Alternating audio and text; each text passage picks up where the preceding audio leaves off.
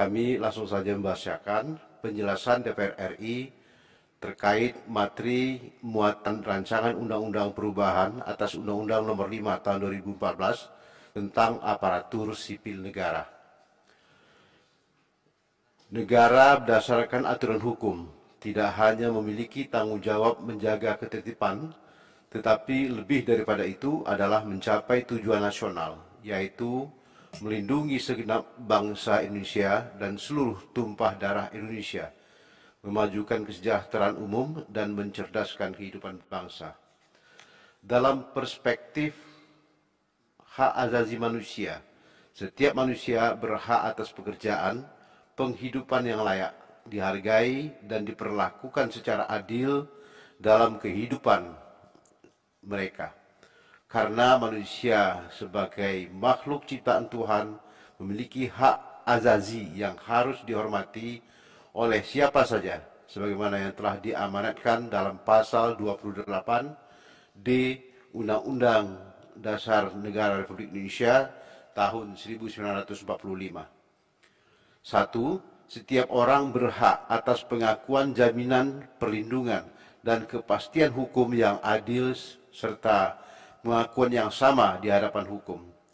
2. Setiap orang berhak untuk bekerja serta mendapatkan imbalan dan perlakuan yang adil dan layak dalam hubungan kerja.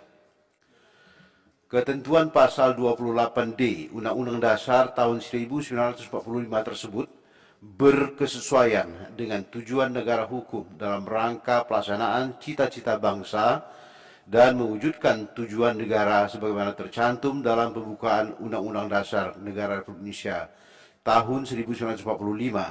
Salah satu hal yang relevan dengan penyelenggaraan pemerintahan yang baik adalah pembentukan suatu tatanan hukum yang mengatur mengenai aparatur sipil negara yang memiliki integritas, profesional, netral, dan bebas dari intervensi politik, bersih dari praktek korupsi, kolusi, dan nepotisme, serta mampu menyelenggarakan pelayanan publik bagi masyarakat dan mampu menjalankan peran sebagai unsur perekat persatuan dan kesatuan bangsa berdasarkan Pancasila dan Undang-Undang Dasar Negara Republik Indonesia tahun 1945. Undang-Undang Negara Nomor 5 Tahun 2014 tentang aparatur sipil negara secara filosofis, sosiologis, dan yuridis ternyata memiliki banyak persoalan yang justru menjauhkan negara dari tujuan hukum itu sendiri. Undang-Undang ASN ternyata tidak berpihak kepada cita-cita nasional yang tertuang di dalam pembukaan Undang-Undang Dasar Negara Republik Indonesia tahun 1945 yang menjadi tujuan dari negara hukum itu sendiri. Undang-Undang ASN telah melakukan perubahan mendasar dalam pengaturan tentang pegawai aparatur sipil negara yang selanjutnya disebut pegawai ASN. Beberapa perubahan tersebut antara lain: 1. Pembagian manajemen kepegawaian ASN. Undang-Undang ASN tidak hanya mengenal pegawai pemerintah sebagai pegawai tetap, yaitu PNS, akan tetapi juga mulai memperkenalkan sebuah sistem kepegawaian baru berdasarkan perjanjian kerja waktu tertentu atau kontrak, yaitu PPPK atau P3K. Namun demikian, Undang-Undang ASN sama sekali tidak menjelaskan alasan dan kriteria mengenai pembagian manajemen kepegawaian menjadi manajemen PNS dan PPPK. Seharusnya terdapat pembedaan berdasarkan sifat dan jenis pekerjaan jika dikaitkan dengan pasal 59 ayat 2 Undang-Undang Nomor 13 Tahun 2003 tentang ketenagakerjaan menyatakan bahwa perjanjian kerja untuk waktu tertentu tidak dapat diadakan untuk pekerjaan yang bersifat tetap atau bersifat sementara. Sifat kesementaraan tersebut diperjelas dengan adanya batas waktu bagi pegawai kontrak pasal 59 ayat 4 Undang-Undang Nomor 13 Tahun 2003 tentang ketenagakerjaan. Dalam hal ini mengatur bahwa perjanjian kerja waktu tertentu yang didasarkan atas jangka waktu tertentu dapat diadakan untuk paling lama 2 tahun dan hanya boleh diperpanjang 1 kali untuk jangka waktu paling lama 1 tahun. Dengan demikian, seseorang hanya dapat menjadi pegawai kontrak untuk masa keseluruhan paling lama 3 tahun. Batas waktu 3 tahun inilah yang menjadi ukuran dari sifat kesementaraan sebuah pekerjaan. Sehingga apabila sebuah pekerjaan dianggap tidak dapat diselesaikan dalam jangka waktu 3 tahun, maka pekerjaan itu menjadi bersifat tetap karena Undang-Undang ASN tidak memberikan jenis dan sifat pekerjaan bagi PPPK. Bisa saja seorang dengan status PPPK nantinya menjadi pegawai kontrak, namun untuk pekerjaan yang sebenarnya bersifat tetap, karena sama-sama dapat diterapkan untuk pekerjaan yang sifatnya tetap atau tidak sementara. Maka yang menentukan apakah seorang akan menjadi pegawai PNS atau PPPK tergantung kepada peruntungan mereka. Jika bernasib baik, ia dapat menjadi PNS. Sedangkan jika bernasib buruk, akan menjadi PPPK. Tentu saja hal demikian bukanlah sebuah sistem yang baik. 2. Hilangnya status hukum bagi tenaga honorer atau pegawai tidak tetap. Perubahan manajemen aparatur sipil negara juga telah mengakibatkan hilangnya status hukum bagi tenaga honorer atau pegawai tidak tetap yang selama ini telah mengabdi kepada pemerintah. Tidak ada satupun kebijakan yang memberikan perlindungan kepada tenaga honorer akibat perubahan manajemen tersebut. Seharusnya diatur di dalam ketentuan peralihan atau overgang bepalgen. Artinya, perubahan sistem kepegawaian menjadi PNS dan PPK pada dasarnya belum mampu memenuhi azas keadilan dan kepastian hukum terhadap PPK bila dibandingkan dengan PNS itu sendiri. Hal itu juga tercermin dari aspirasi beberapa perkumpulan tenaga honorer yang disampaikan secara langsung dalam rapat dengar pendapat umum dengan Komisi 2 DPR RI. 3. Urgensi keberadaan lembaga Komisi Aparatur Sipil Negara. Menurut Undang-Undang ASN, komisi ini adalah sebuah lembaga non-struktural yang mandiri dan bebas dari intervensi politik. KASN memiliki fungsi untuk melakukan mengawasi terhadap pelaksanaan norma dasar, kode etik, dan kode perilaku ASN, serta penerapan sistem merit dalam manajemen ASN. Persoalannya dari ketentuan mengenai KASN ini terletak pada urgensinya.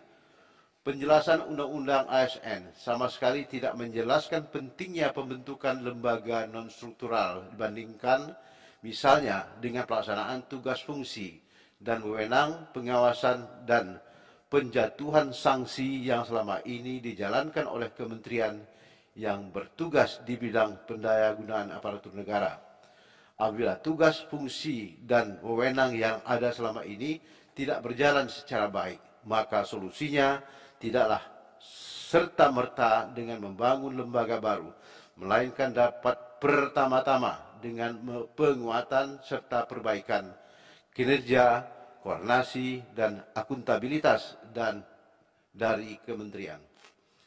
Adapun materi muatan rancangan undang-undang perubahan atas undang-undang ASN antara lain sebagai berikut. 1. Pengangkatan tenaga honorer. Tenaga honorer pegawai tidak tetap, pegawai tetap non-PNS, pegawai pemerintah non-pegawai negeri, dan tenaga kontrak yang bekerja di instansi pemerintahan secara terus-menerus serta diangkat berdasarkan surat keputusan yang dikeluarkan sampai dengan tanggal 15 Januari 2014 wajib diangkat menjadi PNS secara langsung dengan memperhatikan batas usia pensiun. Adapun mekanisme pengangkatan tenaga honorer dilaksanakan sebagai berikut. A. Melalui seleksi administrasi berupa verifikasi dan validasi data surat keputusan pengangkatan. B. memprioritaskan mereka yang memiliki masa kerja paling lama serta bekerja pada bidang fungsional, administratif, dan pelayanan publik. C. Mempertimbangkan masa kerja, gaji, ijazah pendidikan terakhir, dan tunjangan yang diperoleh sebelumnya.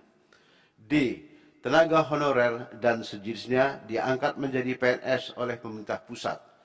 E. Dalam hal tenaga honorer dan sejenisnya tidak bersedia diangkat menjadi PNS, maka diangkat menjadi pegawai pemerintah dengan perjanjian kerja atau PPPK. 2. Pemberian hak atas jaminan pensiun kepada PPPK. Mengingat bahwa beban kerja PPPK yang sama dengan PNS, maka dalam rancangan undang-undang perubahan atas undang-undang ASN juga dirumuskan pasal yang menyesuaikan hak PPPK dengan hak PNS, yakni hak atas A. Gaji, tunjangan, dan fasilitas. B. Cuti. C. Pengembangan kompetensi. D. Jaminan pensiun dan jaminan hari tua. Dan E. Perlindungan. PNS maupun PPK sesuai dengan amanat Undang-Undang Nomor 40 Tahun 2004 tentang Sistem Jaminan Sosial Nasional dan Undang-Undang Nomor 24 Tahun 2011 tentang Badan Penyelenggaraan Jaminan Sosial, yaitu A.